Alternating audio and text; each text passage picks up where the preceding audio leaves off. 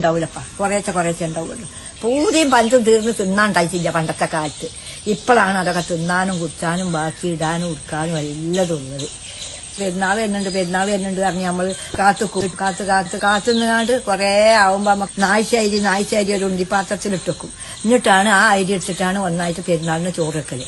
10 പൈസ അന്നൊക്കെ, അന്ന് 10 പൈസ, 1 കാല് 2 കാല് 3 കാല് അങ്ങനെ മുക്കാല് അത് നുള്ളി കൂട്ടിയിട്ട് ഉണ്ടാക്കിക്കാണ്ട് അതുകൊണ്ടാണ് ഇറച്ചി മേങ്ങൽ.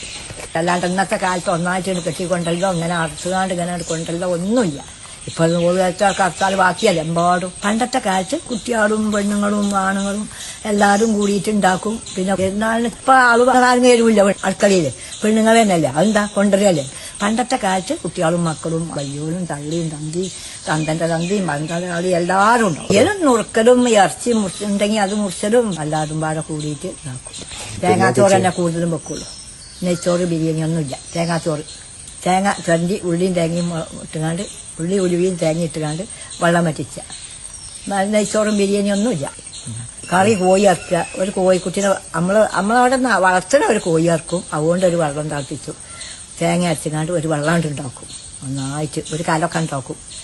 1 2 തേങ്ങയും അതിക്ക് മല്ലി മുളകും ഇട്ടിട്ട് അതുണ്ടാക്കും.